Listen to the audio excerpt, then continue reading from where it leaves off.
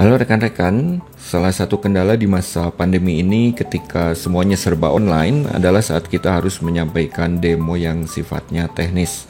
Misalnya saja demo penggunaan aplikasi tertentu. Kendalanya adalah seringkali audiens tidak dapat melihat jelas layar yang kita share.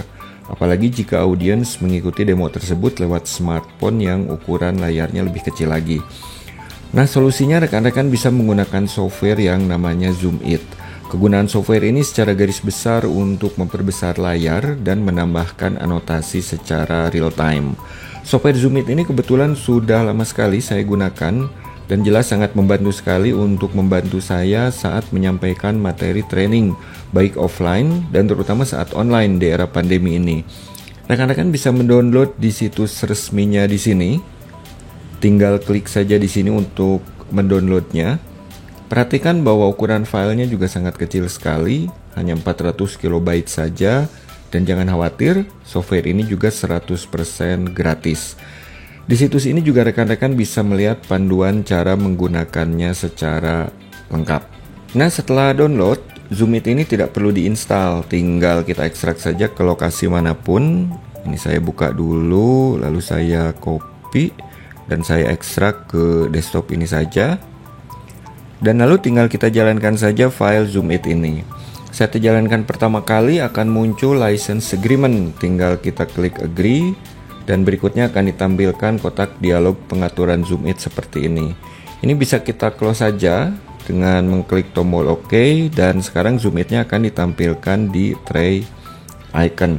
Untuk menampilkan kembali kotak dialog pengaturan ini tinggal kita klik 2 kali saja pada tray icon ini.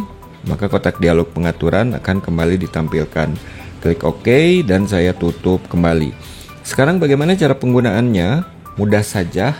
Ada 4 mode tampilan pada Zoom It ini yang bisa dijalankan dengan menggunakan shortcut pada keyboard. Secara default shortcutnya adalah Ctrl+1, Ctrl+2, Ctrl+3, dan Ctrl+4.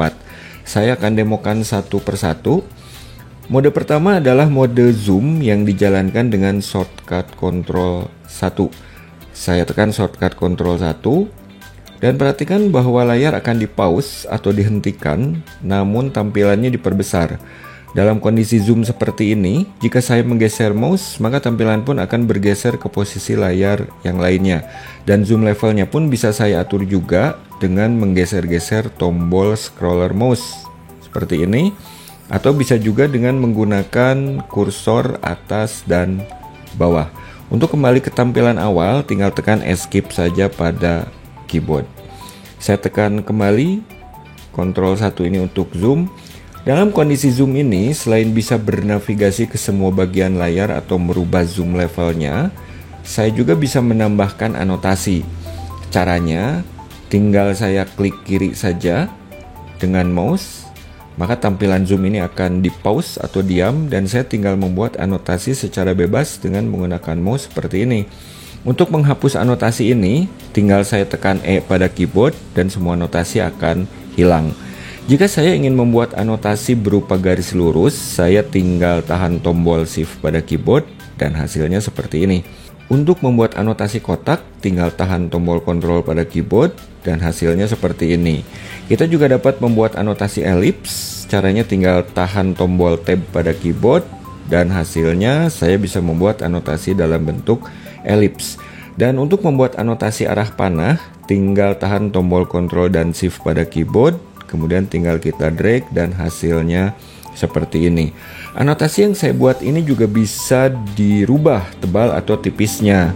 Caranya, tinggal tahan tombol Ctrl pada keyboard, lalu gunakan scroller mouse ke atas dan ke bawah atau bisa juga dengan kursor. Contohnya ini saya buat tebal dan ini saya buat agak tipis. Bahkan jika dibutuhkan, saya juga bisa menambahkan teks untuk anotasi ini.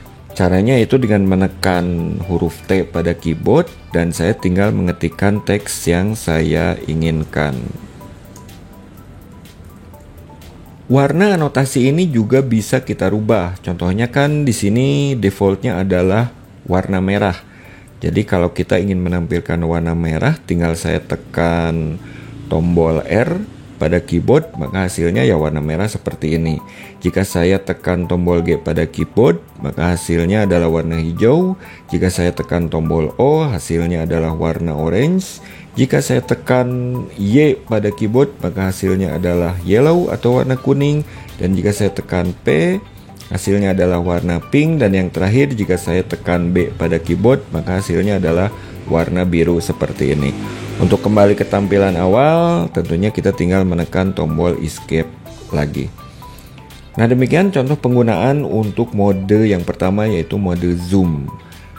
Berikutnya, shortcut Ctrl 2 adalah untuk mode draw.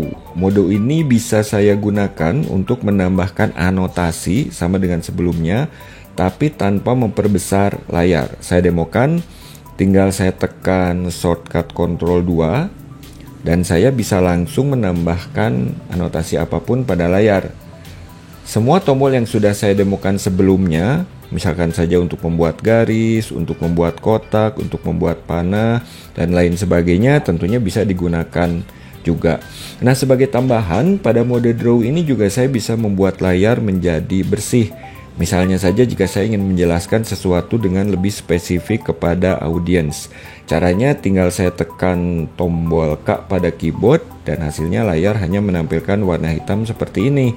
Hingga saya bebas menambahkan anotasi apapun tanpa tampilan desktop window. Jika layarnya ingin putih, kita tinggal menekan tombol W pada keyboard dan hasilnya seperti ini. Layar hanya menampilkan warna putih dan tentu saja saya pun tinggal menambahkan anotasi yang saya butuhkan. Untuk kembali ke tampilan semula caranya sama, tinggal tekan tombol escape saja pada keyboard. Berikutnya adalah shortcut Ctrl 4 untuk mode live zoom. Mode ini sebetulnya hampir sama dengan mode zoom yang pertama, hanya saja layar tidak di pause. Jadi semua aktivitas yang saya kerjakan di layar akan diperbesar mengikuti pergerakan mouse. Contohnya, saya tekan tombol Ctrl 4 dan perhatikan tampilan layarnya membesar, namun semua aktivitas saya di layar ini akan tetap terlihat. Misalkan jika saya klik ini, seperti ini. Jadi apapun yang saya kerjakan di desktop ini tetap dapat dilihat dan bisa diikuti. Mode tampilan ini sangat sering saya gunakan saat menyampaikan materi training, terutama saat saya harus membahas atau mendemokan hal-hal yang bersifat teknis. Pada mode tampilan ini, untuk kembali ke tampilan awal juga tidak menggunakan tombol escape, namun kita harus menekan lagi tombol shortcut Ctrl plus 4 pada keyboard. Mode yang terakhir adalah pelengkap saja, yaitu mode break dengan menggunakan shortcut Ctrl 3. Misalnya saja sesi training atau presentasi akan break selama 10 menit, maka saya tinggal menekan shortcut Ctrl 3 dan hasilnya layar akan menampilkan countdown seperti ini. Untuk kembali ke tampilan awal, tentunya tinggal kita tekan escape pada keyboard. Waktu yang ditampilkan pada mode break tersebut bisa dirubah lewat kotak dialog pengaturan zoom in.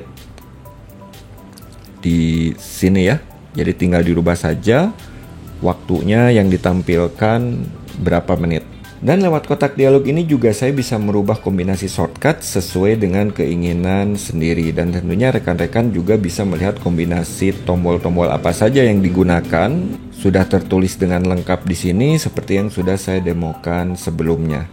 Nah, yang terakhir, jika rekan-rekan menggunakan laptop yang ada pena atau stylusnya, maka anotasi dengan zoom in ini tentunya akan lebih mudah lagi. Kombinasi pen atau stylus dengan zoom in inilah yang suka saya gunakan saat menjelaskan materi dalam video-video tutorial saya di channel YouTube ini. Dan demikian tutorial singkat kali ini. Mudah-mudahan apa yang saya sampaikan ini bisa bermanfaat, terutama untuk membantu rekan-rekan yang berprofesi sebagai tenaga pendidik, seperti misalnya guru, dosen, trainer, atau instruktur, ataupun untuk rekan-rekan yang hendak menyampaikan presentasi secara online agar materi-materi yang disampaikan bisa terlihat lebih jelas, lebih hidup, dan tentunya agar lebih bisa dipahami lagi oleh audiens. Terima kasih dan sampai ketemu lagi dalam video tutorial yang lainnya.